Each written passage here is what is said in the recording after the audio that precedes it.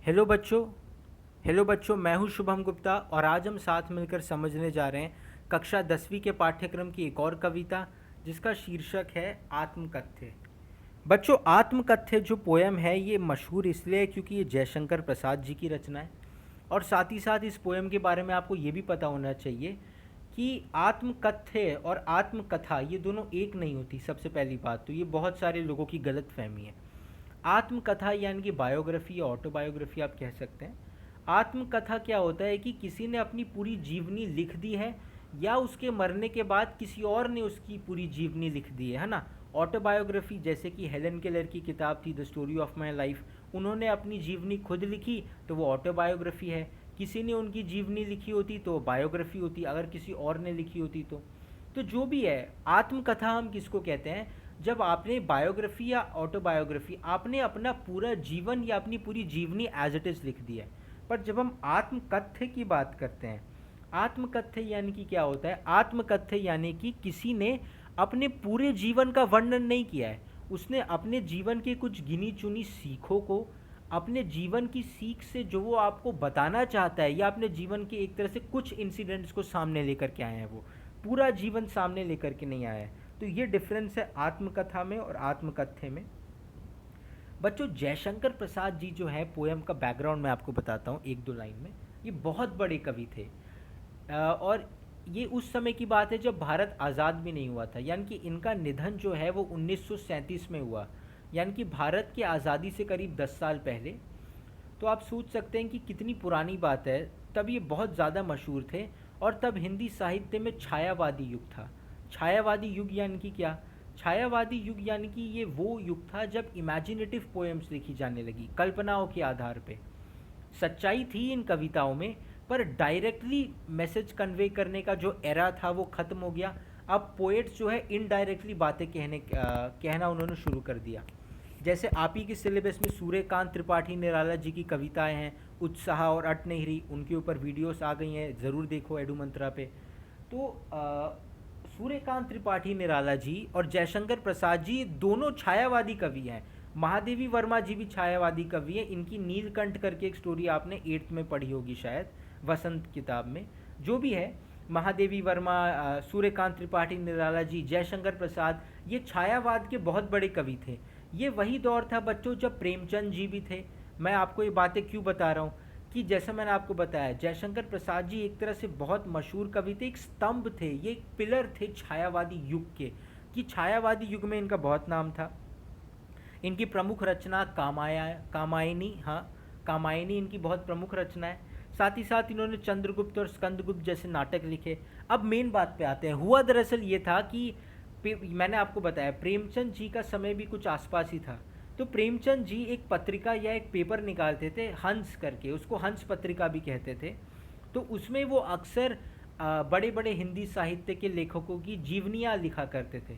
तो एक बार जयशंकर प्रसाद जी के पास मौका आया कि यार आप अपनी जीवनी लिखिए, आप तो इतने बड़े कवि है छायावाद के, छायावादी युग के। तो इन्होंने बोला कि नहीं यार, मैं अपनी जीवनी क्यों लिखूं?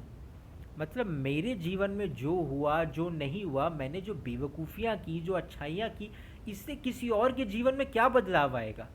अरे ना जाने करोड़ों हजारों कितने लोग इस धरती पे पैदा हुए, आए चले गए, मुझसे बड़े बड़े काम करके चले गए या कुछ ना किया हो ऐसे ही चले गए। पर किसी के जीवन को पढ़कर तुम क्या सीखोगे? किसी के जीवनी को पढ़ करके उसकी कमियां देख करके तुम हंस लोगे ज़्यादा से ज़्यादा, या उसकी अच्छाइयाँ देख करके तुम उसकी तारीफ कर लोगे, उससे क्या बदलेगा?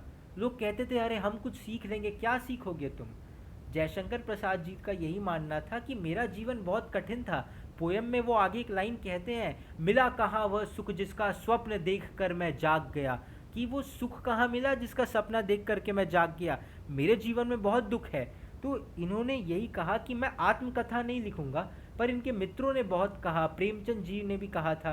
तो इन्होंने बोला मैं आत्मकथ्य लिख देता हूँ, मैं तुमको वाकई बताता हूँ, मेरे जीवन की पूरी जीवनी मैं तुम्हें नहीं बताऊंगा कभी, किसी भी हालत में। पर एक तुम्हें मैं हिंट ज़रूर दूंगा कि मेरे जीवन में क्या क्या हुआ मेरे साथ। आत्मकथ्य।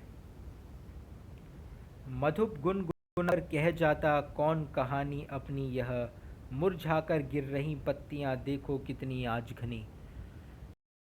कॉपी और किताब ले लीजिए प्लीज़। शुरू करते हैं चलिए। मधुप यानी कि क्या होता है? भौरा।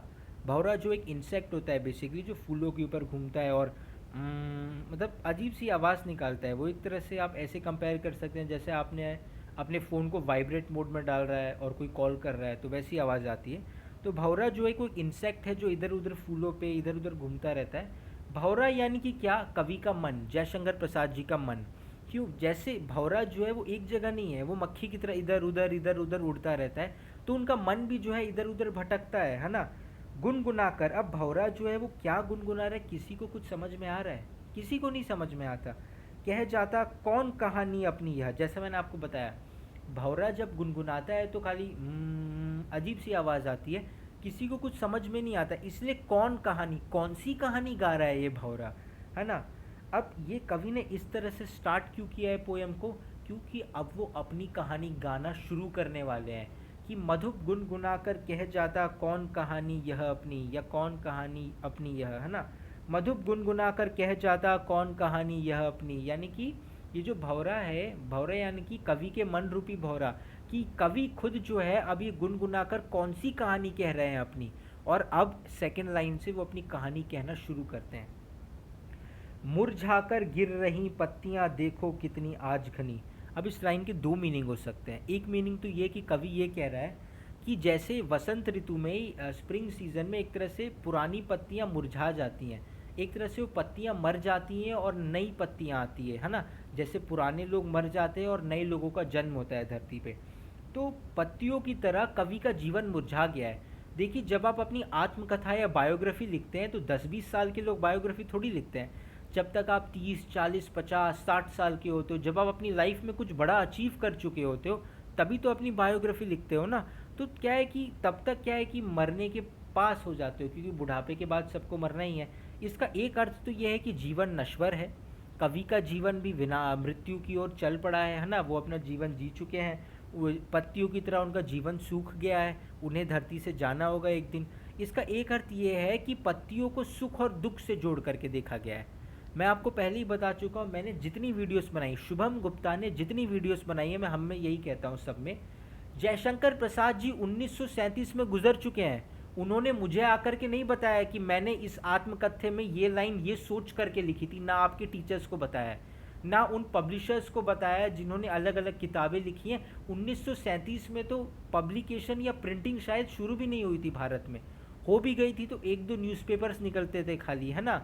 तो भावार्थ यानी कि क्या, आपको आपके मन में कैसी भावना आती है लाइन पढ़ के, आपको क्या लगता है जयशंकर प्रसाद जी ने क्या सोच करके लिखा होगा? मैंने आपको दो अर्थ बताए सेकंड लाइन के, जो तुम्हें सही लगता है वो अर्थ आगे लेके जाओ। मधुप गुनगुना करी, मतलब कि कवि का मन गुनगुनाकर अपनी कहानी कह रहा है। क्या कहानी कह रहा है? मुरझाकर गिर रही पत्तियां देखो कितनी आज घनी। एक तो ये है कि कवि मृत्यु के पास हैं, जीवन नश्वर है। दूसरा अर्थ ये है कि उनके जीवन में अब सुख नहीं रहा, सुख की पत्तियां झड़ चुकी हैं और अब वो दुख की तरफ है। मतलब अब जीवन में कहते हैं ना, जवानी में सुख होता है पर बुढ़ापे में वो सुख जो है धीरे धीरे कम होने लगता है ना। फिर इस गंभीर अनंत नीलिमा में असंख्य जीवन इतिहास, गंभीर यानी कि गहराई या सीरियस, अनंत जिसका अंत ना हो, नीलिमा यानी कि आकाश। अब मैंने आपको बताया था ना, इस अनंत नीलिमा में, इस आकाश में, आसमान को देखिए, इस आकाश गंगा स्पेस को देखिए, इस यूनिवर्स में कितने लोग पैदा हुए, कितने लोग चले गए, कितने लोगों ने अपना जीवन इतिहास या अपनी बायोग्राफीज लिखी, कुछ बदला क्या? यह लोग करते ही रहते अपने व्यंग मलिन उपहास। यह लो यानी कि लोग, यह लोग करते ही रहते अपने व्यंग मलिन उपहास, अपने यानी कि अपने आप, व्यंग यानी कि क्या, तंज कसना, कॉमेडी करना, है ना, ह्यूमरस सटायर करना, व्यंग मलिन उपहास की लोग जो है लोगों की आत्मकथा पढ़ करके कहते हैं अरे बेवकूफ़ था, इसने ये किया अपने जीवन में, इसको ये नहीं करना चाहिए। देखो, किसी की लाइफ के बारे में सुन करके उसकी लाइफ में कमियां ढूंढना बहुत आसान है, उन पे हंसना बहुत आसान है, पर वैसी ज़िंदगी जीना कितना आसान है ये बताना मुश्किल है। तो ये जयशंकर प्रसाद जी बहुत पहुँचे हुए कवि थे, कारण था कि उन्हें छायावादी युग का स्तंभ कहा जाता है, पिलर। उन्होंने ये कहा कि कितने लोगों ने पैदा हुए, बड़े बड़े लोग चले गए, अपनी जीवन रचनाएं बहुतों ने लिखी और लोगों ने उन्हें पढ़ करके सिर्फ मलिन, मलिन यानी कि क्या, मैला, गंदा उपहास किया इनके ऊपर खाली। तब भी कहते हो कह डालूं दुर्बलता अपनी बीती, तब भी तुम मुझसे कहते हो कि मैं भी अपनी दुर्बलता, अब क्योंकि जब मैं अपनी जीवनी लिखूंगा, आत्मकथा लिखूंगा, तो मेरे जीवन में मुझे अपनी कमियां भी तो लिखनी पड़ेगी ना। बायोग्राफी और ऑटोबायोग्राफी में यही तो होता है, अपनी जीवनी एज इट इज़ लिखनी होती है बिना कुछ चेंज किए। आपने गलतियां की, 10 साल बर्बाद किए और फिर संभले, जो भी हुआ आपकी लाइफ में आपको सब लिखना होता है। तो कहते हैं वो कि मैं भी अपनी दुर्बलता, अपनी कमियां कह दूं ताकि लोग मेरा भी मजाक उड़ाए। तुम सुनकर सुख पाओगे, देखोगे यह गागर रीति। गागर यानी कि क्या? गागर शब्द का अर्थ होता है कि मटका, एक तरह से आप कह सकते हैं। रीति का अर्थ होता है खाली या एम्प्टी, है ना। रीति यानी कि खाली या एम्प्टी। तो वो यहाँ पे कह रहे हैं कि मेरे जीवन का घड़ा खाली है, उस घड़े में आनंद नहीं है, सुख नहीं है, खालीपन है। या मेरे जीवन का खाली घड़ा, खाली यानी कि क्या? खालीपन यानी कि क्या? मेरे जीवन की कमियों को देख करके तुम्हें क्या मिलेगा, तुम्हें क्या खुशी मिलेगी? किंतु कहीं ऐसा ना हो कि तुम हो खाली करने वाले, है ना। किंतु कहीं ऐसा ना हो कि तुम हो खाली करने वाले, तुम ही खाली करने वाले अपने को समझो। तो अब वो यहाँ पे कह रहे हैं कि कहीं ऐसा ना हो कि जब मैं अपने जीवन की कमियां लिखूंगा, दुख लिख बताऊंगा, मेरे जीवन में ये दुख आए। गागर रीति, खाली मटकी यानी कि असंतोष, या फिर खालीपन यानी कि क्या? जो दुख है उनके जीवन में, या साथ ही साथ जो कमियां हैं उनके जीवन में, जब वो ये सारी चीज़ें बताएंगे तो कहीं ऐसा ना हो कि ये पढ़ करके तुम खुद को दोषी मानो कि हाँ यार, जयशंकर जो थे वो ऐसा लिख रहे हैं, उनके साथ ऐसा ऐसा हुआ, मैंने उनके साथ ये गलत किया था, या ये वो दौर था जब एक दोस्त होने के नाते मुझे उनका साथ देना चाहिए, मैंने नहीं दिया। पॉसिबिलिटीज़ तो कुछ भी है ना। तो यही कह रहे हैं कि मैं क्यों लिखूं अपनी जीवन रचना, एक तो लोग हंसेंगे, फिर भी तुम कह रहे हो मैं अपनी दुर्बलता लिख दूं, कहीं ऐसा ना हो कि वो पढ़कर तुम खुद अपने आप को उस मेरी दुर्बलता के लिए दोषी मानो। समझ पा रहे हैं आप? समझ पा रहे हैं ना? हाँ। अपने को समझो में, हाँ, अपने को समझो मेरा रस ले अपनी भरने वाले, है ना। पहले तो ये था कि किंतु कहीं ऐसा ना हो कि तुम हो खाली करने वाले, तुम ही खाली करने वाले, अपने को समझो, कॉमा, या उसके आगे मेरा रस ले अपनी भरने वाले, कि मेरे जीवन का सुख लेकर के तुम अपने जीवन रूपी गागर में भरने लगे। कि जीवन को गागर से, है ना, गागर से यानी कि मटकी से कंपेयर किया है। कवि का मटका खाली है, तो उन्होंने बोला मेरे इस मटके में जो सुख था वो तुमने खाली कर लिया। तो ऐसा ना हो कि मेरे दुख के लिए तुम खुद को जिम्मेदार मानो। यह विडंबना, है ना, यह विडंबना, अरी सरलते हंसी तेरी उड़ाऊं मैं, है ना। अरी सरलते हंसी तेरी उड़ाऊं में, इसका मतलब क्या है? अरी सरलते यानी कि सरल स्वभाव, एक तरह से आप कह सकते हैं। विडंबना यानी कि क्या होता है? दुर्भाग्य आप कह सकते हैं। कि वो कहते हैं ना, प्रकृति की कैसी विडंबना है ना, कि कैसी विडंबना है, यानी कि दुर्भाग्य है। कि यह दुर्विडंबना, यह कैसा दुर्भाग्य है कि अरी सरलता तेरी हंसी उड़ाऊं मैं। कि उन्हें ऐसा लगता है कि लोग उनके सरल स्वभाव या उनकी सरलता का उपहास करेंगे, है ना।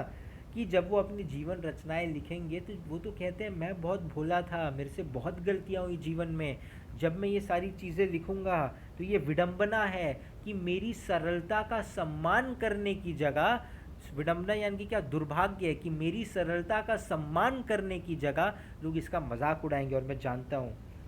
भूले अपनी या प्रवंचना औरों को दिखलाऊं मैं, उज्जवल गाथा कैसे गाऊं मधुर मधुर चांदनी रातों की, ये दूसरी लाइन है।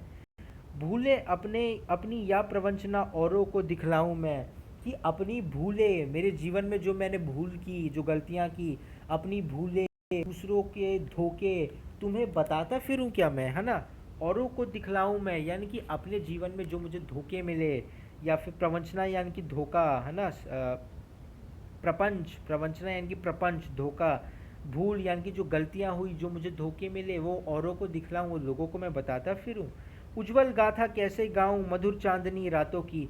तो जब कवि ये कहा करते थे कि मैं अपने जीवन की कमियां और क्यों बताऊं तुम्हें, कि मेरे से क्या गलती हुई, कहाँ कहाँ मैं धोखा खाया, तो लोग कहते थे उनके दोस्त कि तुम अपने जीवन की अच्छी बातें बता दो ना, कि तुम्हारे जीवन में क्या क्या अच्छा हुआ। तब कवि जयशंकर प्रसाद जी कहते थे मैं अच्छी बातें कैसे बता दूं तुम्हें, जब मैं अपना दुख तुम्हें नहीं बता पा रहा तो सुख क्या बताऊं, कैसे गाथा गाऊं उन मधुर चांदनी रातों की, है ना। कि कवि जो है उन्होंने अपने जीवन का सबसे अच्छा समय जयशंकर प्रसाद जी ने अपनी धर्मपत्नी के साथ बिताया, और उनका निधन जो है जयशंकर जी से भी पहले हो गया था। तो वो कहते थे कि मैं वो तुम्हें पल नहीं बता सकता जो मैं बहुत खुश था जब जब मैं अपने जीवन को जीता था, वो मैं कैसे उन मधुर चांदनी रातों की कहानियाँ तुम्हें बता दूँ। अरे खिलखिलाकर हंसने वाली उन बातों की, है ना, कि कैसे उन मधुर चांदनी रातों की कहानी मैं तुम्हें बताऊं, कैसे खिलखिलाकर हंसने यानी कि हंसता था जब मैं अपनी बीवी के साथ, तो कैसे वो सारी बातें जो है वो मैं तुम्हें बता दूं, है ना। उससे कुछ नहीं होगा। मैं तुम्हें वो सारी बातें जो है, जो अच्छे पल मैंने कुछ बताए बिताए अपनी धर्म पत्नी के साथ, वो मैं तुम्हें नहीं बता सकता। मिला कहाँ वह सुख जिसका मैं स्वप्न देखकर जाग गया। कवि कहते हैं कि तुम जब मेरा दुख सुनना नहीं चाहते, तुम कह रहे हो अपना सुख बताऊं, पर मैं तुम्हें क्या बताऊं। भले ही लोग मुझे महान कवि लेखक कहते हैं, पर मुझे कभी वो सुख नहीं मिला जिसके लिए मैं सोचता था, तड़पता था। अब देखिए, मिला कहाँ वो सुख जिसका स्वप्न देखकर मैं जाग गया, इसको आप जैसे लिखना चाहे लिख सकते हैं। एक तरीका मैंने आपको बताया कि मैं जो सुख चाहता था मिला नहीं, मैं तड़पता रहा सुख के लिए। एक तरीका आप ऐसे लिख सकते हैं कि कवि को जिस सुख की अपेक्षा थी उसे कभी मिला ही नहीं, वो संघर्ष करता रहा। आपके मन में जैसी भावना है ये लाइन पढ़ के वैसा ही भावार्थ लिख दीजिए, कोई गलत नहीं है। गलत होगा तो मेरे को बोलना। आलिंगन में आते आते मुस्काया कर जो, नहीं सच में गलत नहीं होगा ये वाकई। भावार्थ लिखने का मतलब ही ये होता है कि उस लाइन को पढ़ के आपके मन में कैसी भावना जागी है उसके अनुसार आप अर्थ लिखिए। आलिंगन में आते आते मुस्काया कर जो भाग गया। क्यों कह रहे हैं कि एक तो जिस सुख की मैंने कल्पना की वो कभी मुझे मिला नहीं, मेरे आलिंगन में, मेरे पास, आलिंगन यानी कि गले लगाना, कि मेरे गले लगते लगते वो थोड़ा सा मेरे पास आया, मुझे लगा हाँ अब मैं उससे गले लगा लूँगा, और मुस्काया यानी कि मुस्कुरा करके वो भाग गया। उस सुख मुझे कभी मिला नहीं। जिसके अरुण कपोलों की मतवाली सुंदर छाया में, अब वो यहाँ पे अपनी प्रेमिका के सौंदर्य का वर्णन कर रहे हैं, है ना। उनकी प्रेमिका कौन है? जो उनकी धर्म पत्नी थी, जिनका निधन जो है जो उनसे पहले हो गया था ना, तो उन्हीं के बारे में वो कह रहे हैं। अरुण कपोलो, है ना। अरुण यानी कि क्या होता है? अरुण यानी कि लाल कह सकते हैं आप, कपोल यानी कि गाल, है ना। आप कॉपी पेन लेके बैठे हैं, प्रेजेंटेशन के एंड में वर्ड मीनिंग्स होंगी, पर आप याद रखिए। अरुण कपोल यानी कि लाल गाल, मतवाली यानी कि एक तरह से कहते हैं ना मदमस्त हो जाना, है ना। माफ़ कीजिएगा, हाँ, लाल गाल, मतवाली यानी कि मदमस्त हो जाना। और साथ ही साथ क्या, सुंदर छाया में, आप सुंदर छाया या कि छवि में आप ऐसा कह सकते हैं। तो यहाँ पे कवि कह रहे हैं कि जिसके अरुण कपोलों की मतवाली सुंदर छाया में, यानी कि अपनी प्रेमिका के जो लाल लाल उनके जो गाल थे जैसे एक औरत के होते हैं, उसकी मतवाली, मतवाली यानी कि मदमस्त, उसकी जो छाया थी लाल रंग की छाया, यानी कि उसकी छवि, उसकी जो वो तो उनकी प्रेमिका रही नहीं, तो उसकी जो याद है, उसकी याद में वो कैसी दिखती थी, उसकी वो लाल गाल, उसकी जो छवि, उसकी जो याद है मेरे मन में, उसी में मैं मदमस्त रहता हूँ, मतवाला रहता हूँ। अनुरागिनी उषा लेती थी नित सुहाग मधुमाया में। अनुरागिनी शब्द का अर्थ क्या होता है? अनुरागिनी शब्द का अर्थ होता है बेसिकली, हाँ, प्रेम भरी। अनु का अर्थ है नहीं, अनुरागिनी, रागिनी यानी कि प्रेम है, अनु यानी कि प्रेम से भरा हुआ, आप ऐसा कह सकते हैं। अनुरागिनी यानी कि प्रेम भरी। तो कह रहे हैं कि जब सुबह सूर्य उदित होता है तो उसे देखकर उन्हें अपनी प्रेयसी की गालों की लाली की याद आती है ना। उषा लेती थी नित सुहाग मधुमाया में। मधुमाया यानी कि मधुरिमा, एक सेलिब्रिटी का भी नाम है, पर मधुरिमा यानी कि क्या होता है? मधुरिमा यानी कि मधुर यादें आप कह सकते हैं, है ना। कि अब कवि कह रहे हैं कि जिसके अरुण कपोलों की मतवाली सुंदर छाया में, कि जिसके, छाया यानी कि शैडो नहीं है, छाया यानी कि छवि, कि जिसके लाल लाल गाल की जो याद है उनको याद करके मतवाला या मदमस्त हो जाता था मैं। अनुरागिनी उषा लेती, उषा यानी कि सनराइज, जब एक तरह से सूर्य उदय होता है तो कैसे आकाश में चारों तरफ एक लालिमा छा जाती है, तो जब कवि सनराइज को देखते हैं, उदित सूर्य को देखते हैं, तो उन्हें उनकी धर्मपत्नी या प्रेयसी की लालिमा, गालों की लालिमा याद आती है। उसकी स्मृति पाथे बनी है थके पथिक की पंथा की। अब वो कह रहे हैं कि वो जो याद है, वो जो स्मृति है, वो थके पथिक, पथिक यानी कि पैदल यात्रा करने वाला, जिसको आप पदयात्री भी कहते हैं। आजकल आपको पता होगा, जैसे आप मंदिरों में जाते हैं या कोई तीर्थ स्थल पे जाते हैं, तो ये अच्छा होता है कि आप ईश्वर के यहाँ पैदल जाए, किसी साधन से नहीं। ये आपकी आस्था का विषय है। तो उसकी स्मृति, उसकी याद जो है पाथेय बनी। पाथेय यानी कि क्या बनी? एक तरह से एक सहारा बनी वो, है ना? किसके लिए था? पंथिक के लिए। पंथिक यानी कि कौन? जो पैदल सफ़र कर रहा है। यानी कि कवि ये कह रहे हैं कि मैं अकेला पड़ गया जीवन में मेरी धर्मपत्नी के जाने के बाद, सिर्फ उसकी याद है जो मुझे सहारा दे रही थी। सीवन को उधेड़ कर देखोगे क्यों मेरी कंथा, उधेड़ कर देखोगे क्यों मेरी कंथा की। अब सीवन समझना ज़रूरी है। सीवन क्या होता है? सीवन यानी कि सिलाई एक तरह से, कंथा यानी कि एक पोटली। देखो आप ऐसे समझ सकते हैं कि फॉर एग्जाम्पल आपके पास एक गठरी है। धोबी का ज़माना तो रहा नहीं बच्चों, मैंने आपको बताई 1937 से पहले की बातें हैं। तो उस समय आप ऐसे समझ सकते हैं कि एक पोटली है जिसके अंदर बहुत सारे कपड़े हैं, और पोटली का मुंह जो है वो सील दिया गया है। तो कह रहे हैं कि और इस चीज़ को, इस पोटली को सिली हुई मुंह के साथ, इसको कंथा कहते हैं। तो कहते हैं ये मेरे जीवन का कंथा है। इसके पोटली के, मेरे जीवन रूपी पोटली के ऊपर की सिलाई तुम हटा के देखोगे तो अंदर कपड़े, यानी कि क्या, मेरे जीवन में दुख है। मेरी पोतली बाहर से अच्छी दिख रही है, पर जो सुख तुम्हें लग रहा है मुझे मिला, वो कभी मुझे मिला ही नहीं। वो कहते हैं ना कि वो सुख कहाँ मिला जिसका स्वप्न देखकर मैं जाग गया, वही वो कह रहे हैं यहाँ पर भी।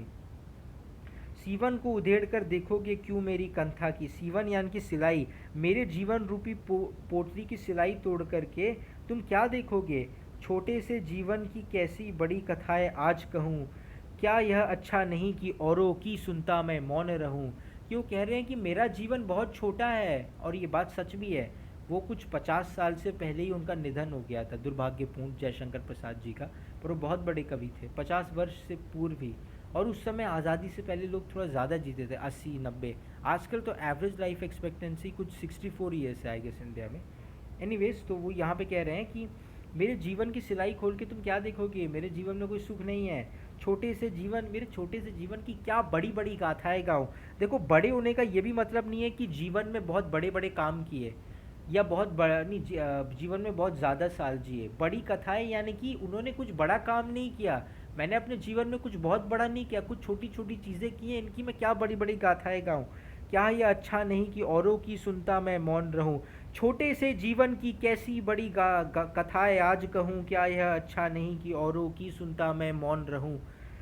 सुनकर क्या तुम भला करोगे मेरी भोली आत्मकथा, अभी समय भी नहीं थकी सोई है मेरी मौन व्यथा। तो यही कह रहे हैं कि सुनकर, मेरी आत्मकथा सुन करके, छोटे से जीवन की छोटी छोटी कहानियाँ सुन करके तुम मेरा क्या भला करोगे। अभी समय भी नहीं है कि मेरी मौन जो है, कि मैं अपना मौन तोड़ूं, थकी मेरी मौन व्यथा। कि मैं चुप्पी, मेरी चुप्पी थक नहीं गई है, मैं और चुप्पी रख सकता हूँ, और मैं चुप्पी ही रखना चाहता हूँ। मैं अपनी आत्मकथा लोगों के साथ शेयर नहीं करना चाहता। ये थे जयशंकर प्रसाद जी, जो एक तरह से बहुत बड़े, एक लेजेंड, एक दिग्गज आप कह सकते हैं, जो हमेशा यही कहते रहे कि जीवन में मैंने क्या किया क्या नहीं किया क्या फ़र्क पड़ता है, मैंने कुछ बड़ा काम नहीं किया। उपलब्धियां मेरी बड़ी हो सकती है, पर वो सुख कभी मुझे मिला नहीं जिसकी लोग कल्पना करते हैं। मेरे पास ऐसा कुछ नहीं जिसकी मैं कहानियाँ गाऊं और लोग ये कह करके कहे कि हाँ देखो, जयशंकर प्रसाद ने एक बहुत अच्छा जीवन जिया। ऐसा कुछ नहीं है। कभी कभी थोड़ा अजीब नहीं लगता है ऐसे बड़े कवि, और मतलब कमाल की रचना है ना। आजकल तो नेटफ्लिक्स, अमेज़ॉन प्राइम से टाइम ही नहीं है, पर काफ़ी अच्छा लिखा है इन्होंने। जब मैंने भी पोएम पढ़ी थी पहली बार तो मैं चौंक गया था कि यार वाकई बंदे में दम था। खैर, क्वेश्चन एंड आंसर्स देखते हैं। कुछ इंपॉर्टेंट क्वेश्चन ही मैंने लिए हैं जो बोर्ड एग्जाम में भी आ सकते हैं। कवि आत्मकथा लिखने से क्यों बचना चाहते हैं? अब आंसर की तरफ मत देखिए, चलिए मैं दिखाता ही नहीं। अब मन में ज़रा सोचिए, मैंने आपको क्या रीज़न बताया था। कवि आत्मकथा लिखने से क्यों नहीं, आंसर की तरफ नहीं, कवि आत्मकथा लिखने से क्यों बचना चाहते हैं? क्योंकि वो ये बात जानते हैं, पहली बात तो ये कि वो ये बात जानते हैं कि इस दुनिया में बहुत से लोग आए, बहुत से लोग चले गए। आकाशगंगा में बहुत लोग आए, पैदा हुए, चले गए। बहुत लोगों ने आत्मकथा लिखी, लोगों ने सिर्फ व्यंग्यात्मक उपहास किया है। क्योंकि जब कोई आत्मकथा लिखता है तो वो अपने जीवन को एज इट इज़ लिख देता है, उसकी सारी बुराइयाँ, कमियाँ, अच्छाइयाँ। तो लोग लोगों की बुराइयाँ देख करके हंसते हैं, खुश होते हैं। अरे हम ये गलती नहीं कर रहे, चलो हम अच्छे हैं। अरे हमने इसके जैसे ये बेवकूफ़ी नहीं की, या अरे ये तो कितना बड़ा बेवकूफ़ था, या ये कितना महान इंसान था। लोग उसकी कमियों और अच्छाइयों को देखकर उसे जज करते हैं। तो कवि इसलिए ये जजमेंट से बचना चाहता है। साथ ही साथ कवि क्या कहता है कि ये जो आत्मकथा जो है इसको लिख कर के कोई मतलब नहीं है। क्यों मतलब नहीं है? क्योंकि उनकी ऐसा है ही नहीं। वो छोटे से जीवन की बड़ी गाथाएं कैसे आज कहूँ, कि छोटे से जीवन में कोई बहुत बड़ा काम नहीं किया, कैसे बड़ी बड़ी गाथाएं लिखूं, इसलिए मैं आत्मकथा नहीं लिखूंगा। स्मृति को पाथेय बनाने के लिए कवि का क्या आशय है? पाथेय बताया था सहारा, पंथिक यानी कि पदयात्री जो पैदल यात्रा कर रहा है ना। स्मृति यानी कि कौन सी स्मृति की बात हो रही है? उनकी प्रेमिका की, उनकी रागिनी की स्मृति। तो पाथेय बनाने से कवि का आशय जीवन मार्ग की प्रेरणा से है, कि वो ये कह रहे हैं कि मेरी धर्मपत्नी रही नहीं। वो कहते हैं ना मधुर चांदनी रातों की, कि मैंने अपने सबसे ज़्यादा अच्छा समय अपनी पत्नी के साथ बिताया, वो अब रही नहीं। तो अब मेरे जीवन का एक ही सहारा ये है, क्योंकि मैं अब अकेला चल रहा हूँ, धर्मपत्नी है नहीं जीवन में, तो सहारा यही है, उसकी यादें। वही वो कह रहे हैं। भाव स्पष्ट कीजिए। मिला कहाँ वह सुख जिसका स्वप्न देखकर मैं जाग गया, आलिंगन में आते आते मुस्कया कर भाग गया। कि कवि को उस सुख कभी नहीं मिला जिसकी वो कल्पना करते थे। उन्हें लगता था आलिंगन यानी कि गले लगाना, उस सुख उनके पास आ गया, ये सुख उन्हें मिल गया, पर उस सुख मुस्कुरा कर चले जाता था, यानी कि उन्हें वो कभी सुख मिला नहीं। जिसके अरुण कपोलों की मतवाली सुंदर छाया में अनुरागिनी उषा लेती थी नित सुहाग मधुमाया में। ये वो कह रहे हैं कि कवि ये कह रहे हैं कि स्वप्न में देखे हुए सुख के स्वरूप को स्पष्ट किया है। वो कह रहे हैं कि का अरुण कपोलो लाल गाल, है ना, कि उन्होंने अपनी सुंदर छाया, छाया यानी कि छवि की, मतवाली यानी कि मदमस्त हो जाना, कि उन्हें उनकी प्रेयसी की लाल लाल गाल बहुत मदमस्त होते थे, और सूर्य उदय को जब देखते थे वो सूर्य की लालिमा, तो नई चीज़ें याद आती थी। तो बच्चों ये जयशंकर प्रसाद जी की रचना थी। मैं शुभम गुप्ता हूँ। हाँ माफ़ कीजिएगा, ख़त्म नहीं हुआ। मधुर चांदनी रातों की कथन के माध्यम से कवि क्या कहना चाहते हैं कि उज्जवल गाथा कैसे गाऊं, कि मैं अपनी वो उज्जवल समय का जिक्र, वो अच्छे समय का जिक्र कैसे करूं जो मधुर चांदनी रातों की, जो मैंने चांदनी रात के नीचे अपने प्रेयसी के साथ बिताया, उस समय का जिक्र वो नहीं करना चाहते। आप स्क्रीनशॉट ले सकते हैं इसका चाहे तो। कवि ने जो सुख का स्वप्न देखा था उसे कविता में किस रूप में अभिव्यक्त किया है? कवि ने जो सुख का स्वप्न देखा था उसे वह अपने प्रेमिका के रूप में व्यक्त किया है, कि उसके जीवन में जो भी समय था अच्छा वो उसकी प्रेमिका के साथ था। और कवि कहता है कि उसे अपने जीवन में जिस सुख को वो देखता रहा, वो सुख उसके पास कभी आया नहीं, है ना। उनकी प्रेमिका थी, शादी हुई, पर ज़्यादा समय तक साथ रहा नहीं, वो गुजर गई। इसलिए तो कहते हैं ना, मिला कहाँ वह सुख जिसका स्वप्न देखकर मैं जाग गया, आलिंगन में आते आते मुख से आकर भाग गया, कि वो मेरे पास आ गया था, यानी कि उनकी प्रेमिका से शादी होने के बाद वो सुख आया, कुछ समय रहा, पर आलिंगन गले लगाने से पहले चला गया। तो यह जयशंकर प्रसाद जी की मशहूर रचना आत्मकथा, माफ़ कीजिएगा आत्मकथ्य, दोनों एक नहीं, आत्मकथा अलग है, आत्मकथ्य अलग है। और मैं उम्मीद करता हूँ आपको ये वीडियो पसंद आई होगी। लाइक ज़रूर करना यार।